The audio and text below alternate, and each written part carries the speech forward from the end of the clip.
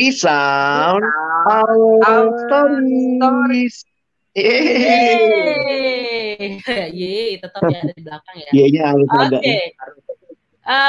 nih gue mau ngebahas tentang sesuatu yang baru gitu ya, yang pasti gue rasa hampir semua orang nih ngalamin gitu, bahkan seorang Bang Alex Nanlohi gitu ya, dia juga pasti akan bisa mengalami hal seperti ini. Karena kenapa gue ngebahas ini, mungkin karena udah 1,5 tahun COVID juga kali ya, akhirnya banyak orang jadi mulai ngerasa insecure gitu kan, terus mulai kayak pekerjaan kok kayak stagnan di sini-sini doang gitu. Nah ini kita akan ada bahas tentang image gambaran diri atau gimana, gue nggak ngerti. Nanti mungkin Bang Alex yang akan kasih tahu ya.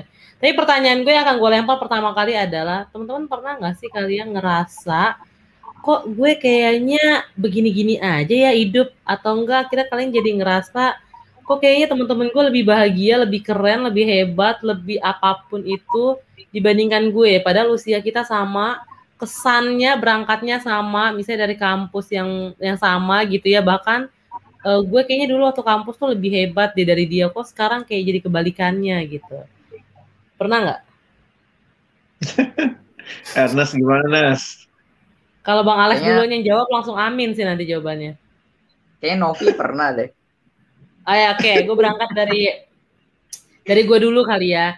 Tapi Boleh. aturannya Ernest dulu nih, biar supaya jadi tektokan. Kalau ini ntar dari awal sampai akhir gue mulai yang ngomong. Kan biasa gitu, lu dulu lah. Ya dah, kalau gue pernah ngalamin hal di mana gue ngerasa kayak gue insecure dengan diri gue, kok gue gini-gini aja ya gitu. Mungkin gue belum pernah ngalamin yang namanya reunian, terus teman-teman gue nanya, lu kerja di mana sekarang? Kayaknya pernah, cuman itu mereka bukan teman-teman deket. Waktu semasa gue kuliah S1, itu tuh gue lebih teman-teman gue tuh yang deket itu teman-teman persekutuan. Jadi ya mereka udah tahu lah ya kalau gue kerja di Perkantas, ya udah mereka biasa aja, karena kampus gue lumayan dilayani oleh Perkantas juga. Jadi mereka kayak ya biasa aja gitu. Nah, cuman gue pernah ngerasa insecure ketika gue S2, dan itu tuh menurut gue kampusnya lumayan bagus. Ya bagus sih, bukan lumayan, emang bagus. Dan teman-teman gue tuh yang kuliah di situ pun juga kerjaannya bagus-bagus. Terus dosen gue pernah nanya waktu itu lagi di kelas, Novita kamu kerja di mana? Terus gue sebut namanya Perkantas. Dia nanya, apa tuh? Dibilang gitu kan, terus gue jelasin. Dan dosen ini agak melihat gue sebelah mata gitu. Itu kan gue langsung ngerasa kayak, wow insecure banget nih gue. Saya teman-teman gue nih yang di S2 pada keren-keren gitu ya. Dan ada beberapa yang ingin untuk naik jabatan lah. Kalau gue kuliah S2 terus tetap di Perkantas mah kagak bakal naik jabatan juga ya, di situ-situ aja gitu ya. Terus ada naik juga yang lantai 4. Iya, tetap aja di lantai-lantai 4 juga gitu kan. Nah, terus ada juga yang keluarga nanya, Novita kamu kerja di mana? Karena kan keluarga gue lumayan cukup terpandang lah kalau untuk kalangan keluarga gue semata gitu ya, keluarga besar. Terus gue sebut di Perkantas. Terus dia nanya, apa tuh Perkantas? Gue jelasin lah. Kadang kan kita-kita ini agak suka bingung ya. Kalau menjelaskan Perkantas itu apa, kan kadang-kadang apalagi ke orang yang tidak mengenal Perkantas itu agak bingung yang ngejelasinnya kayak gimana. Kayak keluarga gue dengan suku yang begitu gitu ya, buat apa kamu kerja di sana? Pokoknya ribet banget gitu. Jadi gue sempat ngerasa kayak, iya gue insecure banget ya teman-teman gue. Terus kalau gue lihat mereka liburan terus abis itu kok gue udah S2 juga masih di Perkantas, kayaknya udah deh nggak usah lagi gue kerja di Perkantas. Gue sempat pernah berpikir seperti itu dan memilih untuk meyakini untuk keluar gitu waktu itu, tapi karena satu dan lain hal akhirnya tidak jadi gitu ya. Nah jadi kalau dibilang pernah ngerasa insecure, pernah banget, walaupun kerja di Perkantas orang-orang kayak suka ngeledekin kita ya, Bang Alex juga pasti sering diledekin, wih Perkantas gitu ya. Gitu sih, gue juga pernah kok ngalamin namanya insecure, apalagi ngebandingin diri gue ke teman-teman gue. Ernest gimana? Pernah juga sih ngalamin kayak gitu ya. Lebih tepatnya kayak kok kayaknya begitu-gitu aja. Nih masa depan mau jalannya kemana dan lain sebagainya. Kayak nggak berubah gitu ya. Kehidupan kayak tahun tuh berganti tahun, tapi hidup ya segitu-gitu aja. Terus juga kayak nggak ada sebuah perubahan besar yang akhirnya tuh tiba-tiba jadi orang yang terkenal banget dan lain sebagainya, atau juga orang yang kaya banget dan lain sebagainya. Dan itu kadang-kadang jadi mempertanyakan kayak harga diri nih kayak gitu. Jadi ngerasa kecil diri gitu di tengah-tengah dunia yang kayaknya gede banget, terus mempopulerkan segala keberhasilannya, pencapaiannya dan lain sebagainya. Jadi apa yang berhasil gue lakukan ya kayak gitu. Terus apa signifikannya ya gue ada di dalam dunia ini ya, apa yang gue kerjain ini sebenarnya akan ngarah kemana sih seperti itu. Nah itu kan nggak ketahuan, jadi bikin perasaan insecure juga sih kayak gitu, perasaan kayaknya ada yang salah nih dengan kehidupan gua, kayaknya ada yang perlu diperbaiki dan lain sebagainya. Terus kayaknya gua kurang kerja keras dan lain sebagainya. Itu kan sekarang tuh orang-orang suka percayanya gitu tuh. Kalau lu kerja keras pasti berhasil kayak gitu. Padahal ya belum tentu juga. Memang harus kerja keras kayak gitu, tapi jaminan berhasil apakah seperti itu? Enggak. Kita Ayub menyatakannya tidak kayak gitu. Ayub tiba-tiba kena bencana dan lain sebagainya. Nah itu kayak gitu. Jadi proses tidak mengkhianati hasil katanya gitu ya. Iya. Nah itu yang dipopulerkan kan zaman sekarang kan. Memang benar, pada kenyataannya benar seperti itu. Dan Tuhan, gue yakinnya gitu, Tuhan menciptakan dunia ini sebelum jatuh dalam dosa ya begitu. Kalau lu kerja keras hasilnya benar-benar dapat. Tapi kalau setelah jatuh dalam dosa ya lu kerja keras yang kata Alkitab bilang duri kayak gitu belukar itu hasil itu, nah kayak gitu. Jadi nggak mudah. Nah akhirnya gue jadi belajar sih kayak mencari tahu lagi itu Bang, apa yang penting di dalam kehidupan ini kayak gitu, di dalam pencapaian, signifikansinya, harga diri dan lain sebagainya gitu Bang. Iya bener ya. Kalau aku melihatnya, kalau tadi Novi nanya, pernah nggak? Waduh, Nov, berkali-kali ya. Ya, buat aku yang sudah cukup lama di dalam pelayanan dan juga sudah cukup lama hidup dalam dunia, itu tuh ngalamin sih, bahwa ada tahun-tahun ya, misalnya awal selesai kuliah, terus gabung, waktu itu kan ya gabung di pelayanan ini, terus kemudian lanjut untuk berpikir, karena waktu itu mulai lihat tuh teman-teman mulai S2. Wih, itu tuh kayak mulai tertekan, gile pada S2 gitu ya. Terus kemudian waktu itu teman-teman pada S2 ke luar negeri gitu. Terus ya gue mau ngapain gitu kalau tetap ini bagian yang Tuhan mau, apa yang what next gitu ya. Terus mulai merasa bahwa gue tuh punya kapasitas lebih, masa kerjaan gue ini doang gitu, kok yang gue lakukan tuh cuman hal-hal yang tanda kutip ya, mulai merasa sepele banget sih, terus kayaknya merasa gue harusnya bisa lebih optimal gitu ya. Nah masa-masa itu sih gue rasa memang mesti dilewatin di saat kita punya pergumulan dengan diri sendiri yang kadang-kadang selalu bertanya, selalu merasa saya harusnya lebih baik, lebih tepat, terus mau memberi yang terbaik gitu. Tapi jujur aja, waktu digali yang paling dalam, sebenarnya sedang berkata bahwa aku berharga kalau aku mencapai ini dan itu. Nah, pergumulan itu yang gue lihat ya, kadang-kadang kita kan kalau pelayanan ke anak remaja, ini nih kalian nih gagal menemukan identitas, ayo dong firm, identitas kamu dalam Tuhan. Tapi jujur ya, buat gue tuh itu malah lebih real waktu kerja loh. Bener nggak sih identitas gue dalam Tuhan? Makanya kalau orang bilang yang bergumul tentang identitas tuh cuman anak-anak SMA, anak-anak remaja, nggak juga. Banyak loh alumni atau orang-orang yang sudah bekerja lama bahkan menaruh identitas dirinya, harga dirinya dari kerjaan, apa yang dia capai. Sehingga ketika misalnya, maaf kata ya, lagi pandemi, tahu-tahu kerjaan berhenti, banyak yang stres, banyak yang depresi. Kenapa? Karena memang menempatkan harga dirinya di pekerjaan gitu. Kalau gue sih ngelihatnya, jujur aja, aku ngalamin itu berkali-kali dalam hidup setelah sekian puluh tahun dalam pelayanan, dan akhirnya juga kayak setiap kali itu Tuhan kuatkan, Tuhan ingatkan. Jadi memang ikut Tuhan itu bukan berarti kalau kita udah tahu sesuatu tuh udah nggak ada masalah lagi. Tapi nikmatin prosesnya lah. Kalau gue ngelihatnya sih begitu. Gimana? Novi atau Ernest ada tambahan?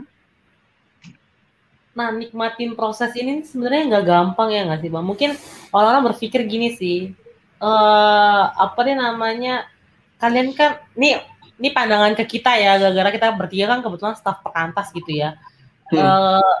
kita nggak bisa bilang bahwa staf-staf perkantas ini nggak pernah ngalamin. Cuman kan kalau ngomongin tentang percaya sama proses gitu, orang-orang suka berpikir ya sampai kapan gitu. Kalian kan enak, staf perkantas emang ya udah kalian sudah mempersiapkan diri dengan hal-hal yang mungkin orang-orang suka berpikir, aduh kok mau sih kuliah mahal-mahal terus jadi staf perkantas, bisa seperti itulah ya. Udah Tapi prepare kan, hidup susah ya. ya itu tergantung pemikiran orang. Maksud gue nggak bisa bilang kayak gitu kan. Nah terus sedangkan orang-orang yang berkarir di luar kan pasti mereka berpikir kayak Tuhan udah izinin gue di sini nih, harusnya kan begini. Jadi menikmati prosesnya kan udah lumayan berbeda kan Bang sebenarnya. Gimana ya biar supaya mereka memahami bahwa setiap kita Tuhan punya rencana, tapi jangan langsung lihat jauhnya, tapi nikmatin prosesnya gitu loh Bang, maksud gue. Gimana untuk mereka bisa melihat dan menghayati hal itu sebenarnya. Coba deh, kayaknya Ernest waktu itu punya cerita nih. Gimana lo ngalamin atau menghadapi itu, Nes?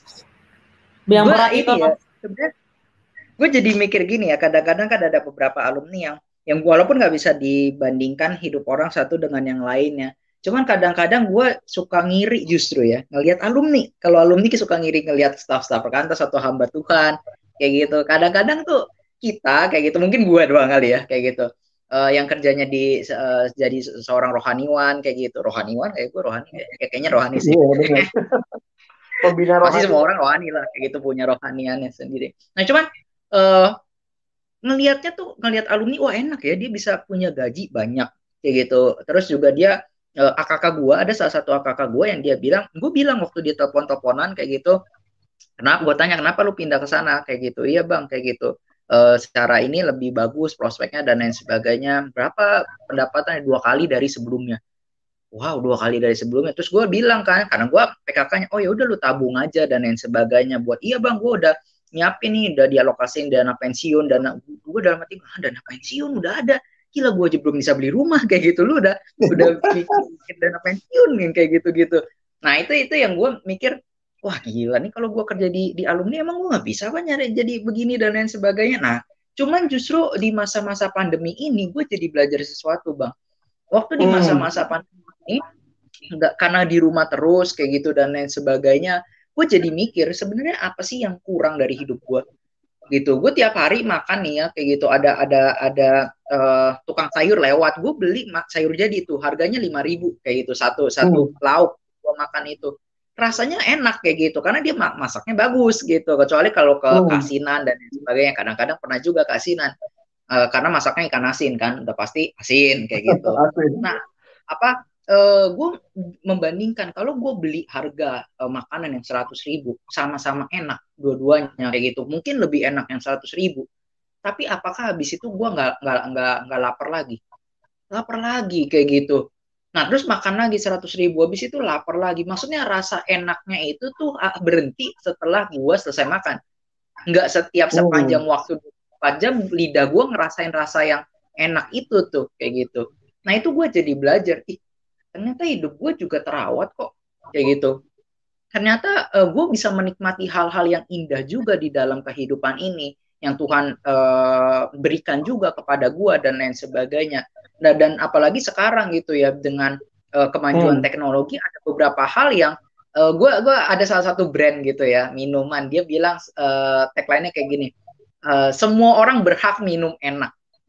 Dulu tuh kayak yang mahal-mahal, boba-boba gitu mahal-mahal, harganya 30.000, berapa lah 40.000 dan lain sebagainya.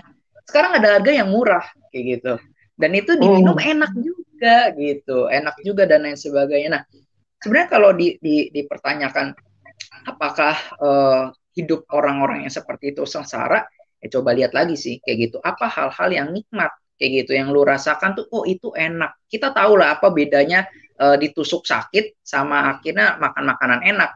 Kita tahu bedanya apa. Kalau masih bisa merasakan makan makanan enak, ya bersyukur kayak gitu karena masih bisa menikmati hal itu dan lain sebagainya. Nah akhirnya hal-hal yang kayak gitu bang menutup kerinduan gue untuk mencari hal-hal yang rasanya tuh lebih signifikan lagi dan lain sebagainya. Karena pada akhirnya itu nggak memuaskan. Makanan enak, puas waktu gue makan. Selesai nggak makan, ya udah nggak ada lagi. Nah gue akhirnya cari tahu apa nih yang bisa terus-menerus gue nikmatin dan itu enak. Nah, yang gue sadar adalah waktu gue merasa dikasihi. Dari mana gue bisa Hmm. mendapatkan rasa dikasihi itu secara konstan? Ya mau nggak mau, walaupun jawabannya klise, ya pasti itu jawaban yang nggak bisa dicari lagi yang lain. Dikasih oleh Iya, Yesus iya. Kristus. Kasihnya Hmm, hmm. konstan sih, kayak gitu. Itu yang gue rasakan sih bang, gitu jadinya. Iya, iya. Nov, lu sendiri gimana? Ada pengalaman kah untuk kenapa akhirnya memutuskan bertahan di tengah-tengah mungkin juga kan pasti tarikan tadi kuat banget gitu ya. Hmm. Sementara apa yang kayaknya meneguhkan untuk ya udah ini yang gue cari gitu. Kalau gue akhirnya melihat gini sih, setiap kita sama kayak yang pernah gue tulis juga, setiap kita tuh Hmm. punya tujuan tuh beda-beda. Hmm. Setiap kita pun dikasih visi sama Tuhan tuh beda-beda.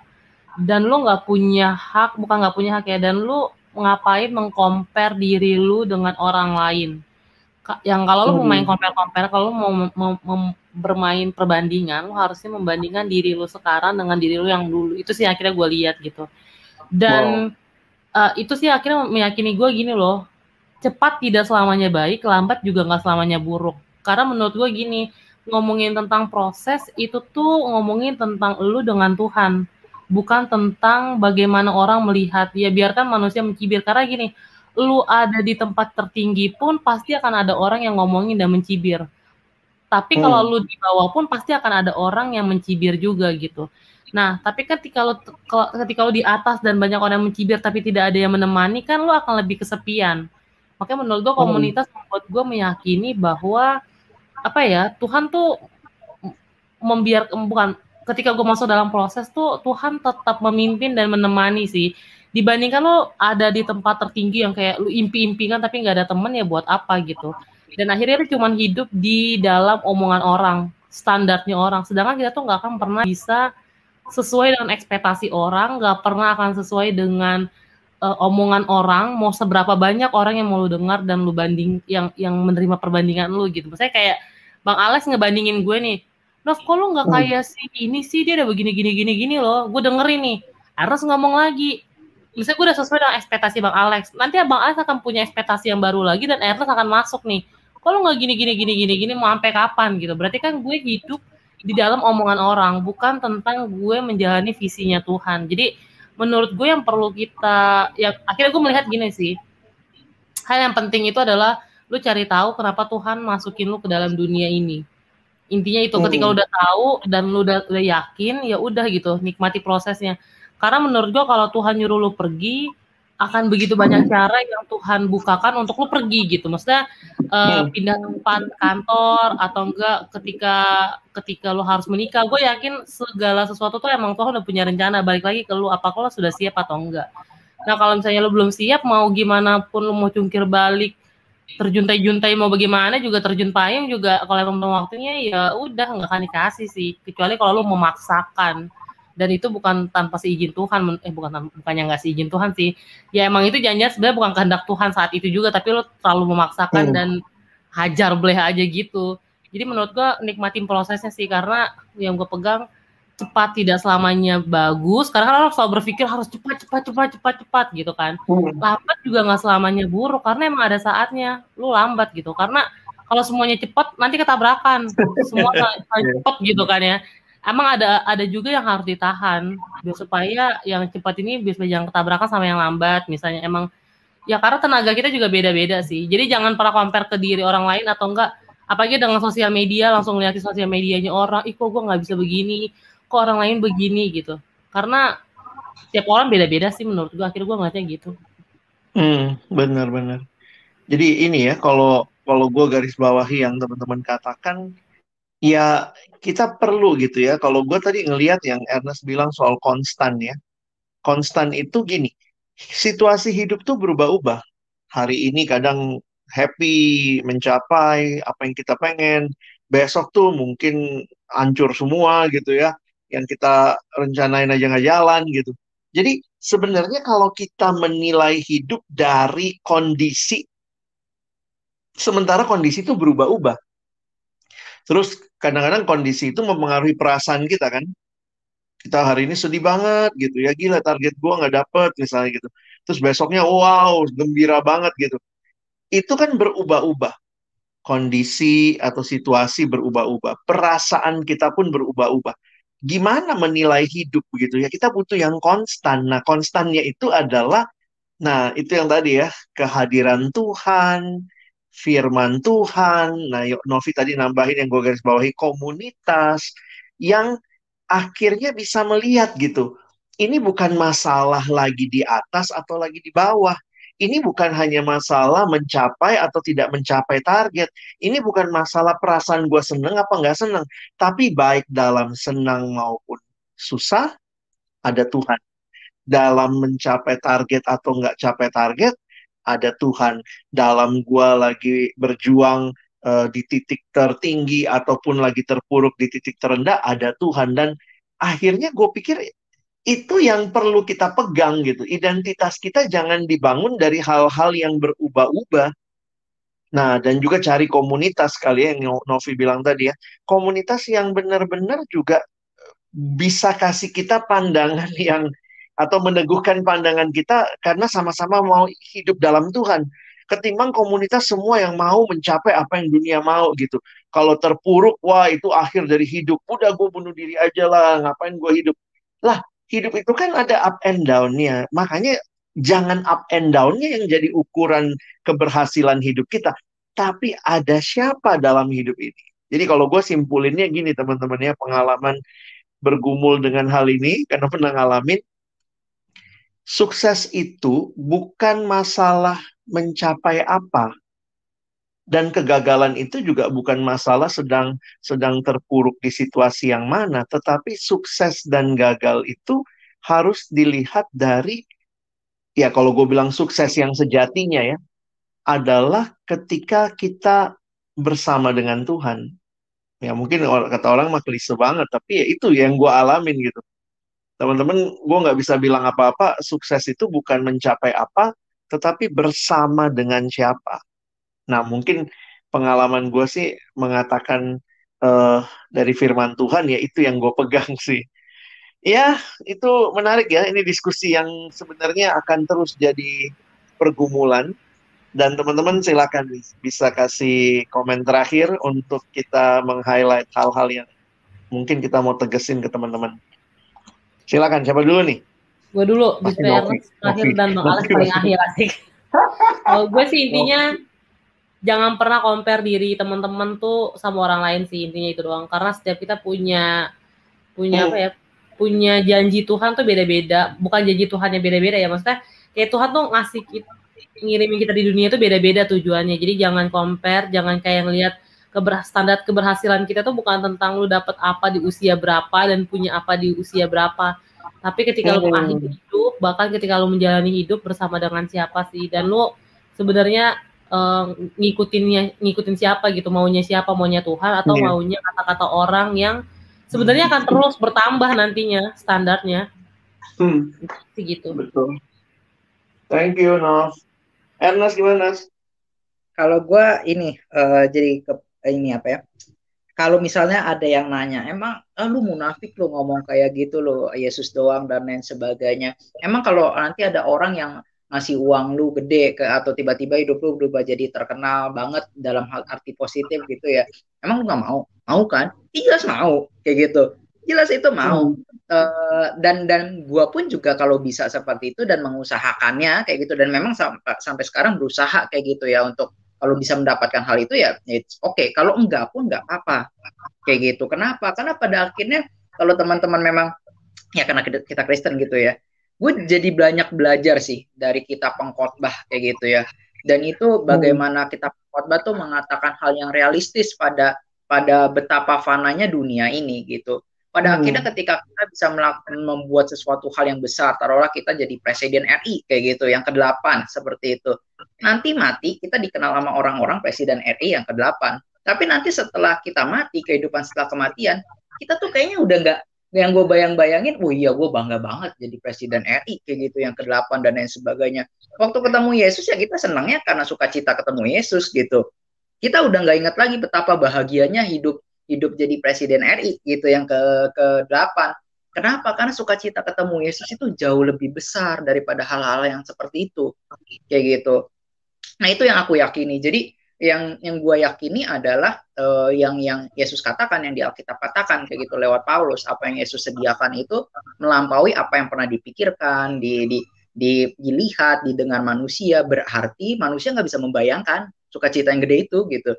Waktu manusia nggak bisa membayangkan, ditawarkan Tuhan sama kita, kenapa kita cari sukacita yang lebih kecil kayak gitu, yang dikenal di dunia, hidup kaya raya dan lain sebagainya. Kita mendapatkan sukacita yang kecil tapi kehilangan sukacita yang besar kayak gitu. Nah, itu yang kelihatannya klise tapi ya itu yang realita, yang kebenaran yang sebenarnya tuh yang begitu. Nah, berharap sih kalau mau lebih jauh, menurutku sih banyak belajar kitab pengkhotbah sih. Menurutku realistis karena ngajarin kita untuk menerima kondisi kehidupan apapun yang diberikan oleh Tuhan. Yaitu bukan artinya pasif gitu, nggak berjuang dan lain sebagainya. Tapi ada orang-orang yang akhirnya udah berjuang, terus akhirnya gagal dan lain sebagainya. Terus ada juga yang orang, intinya kita pengkhotbah mau mengatakan kita nggak bisa jadi penguasa ataupun jadi puppet master buat kehidupan ini. Cuma satu-satunya puppet masternya ya Tuhan gitu, yang bisa ngontrol kehidupan ini. Itu sih Bang. Thank you. Wow, ini satu hal perenungan yang dalam. Mungkin banyak yang merasanya klise, tapi ya kami sharing dari apa yang kita alamin ya. Karena kita juga bukannya hidup tanpa proses ya, kita juga lagi diproses tuh. Dan kalau gue belakangan ini lagi banyak perhatiin status-status teman, jadi yang di usia-usiaku ini sudah banyak yang jadi pimpinan di mana-mana, kepala inilah, kepala itu gitu. Bersyukur ya, nggak kita bukannya jadi iri dengan keberhasilan orang, tetapi waktu menyadari iya, tiba-tiba dalam situasi COVID ini ya banyak berita duka, dan termasuk teman-teman gue yang umur-umur gue gitu ya, yang kepala-kepala di sana sini gitu, dia bisa meninggal juga gitu loh. Dia kehilangan hidupnya dengan COVID ini gitu ya. Jadi itu kayak menyadarkan bahwa iya, dunia sedang mencari pencapaian, tetapi sebenarnya pencapaian itu untuk apa? Gue seneng tadi yang Novi bilang gitu ya, cari tahu Tuhan maunya apa. Jadi pencapaian kita tuh ada misinya Tuhan di situ. Pencapaian kita tuh bukan identitas kita. Identitas kita tetap di dalam Tuhan. Dan waktu kita dapat status, kedudukan yang baik, ya ayo pakai itu untuk membangun orang lain, menjadi berkat. Tapi kalau itu kita nggak punya lagi, kan orang ya sekarang bisa pensiun juga. Baik pensiun karena udah selesai umurnya, maupun juga pensiun karena meninggal gitu ya. Akhirnya apa sih kebanggaan kita ya? Kebanggaan kita bahwa kita bersama dengan Tuhan di masa seperti itu. Gue pernah pakai hidup gue untuk melayani Tuhan dalam posisi sebagai kepala apa gitu. Aku pikir itu sih hidup yang jadi bermakna. Ya, oke deh, jadi thank you teman-teman. Senang banget sih ya kita bisa share ini, karena ini juga beban kami waktu kita tadi diskusi di backstage ya. Kayak apa ya hidup ya. Nah, semoga jadi berkat. Jadi teman-teman kalau ada masukan, saran, usulan topik, silahkan. Kita terbuka, kita ada account di Instagram. IG kita apa, Nas? Di friendsound.id. Oke, jadi silakan boleh terus juga pantengin podcast kita yang berikut-berikutnya. Dan thank you udah support, dan segitu dulu kali ya untuk hari ini. Sampai ketemu. Bye. Bye.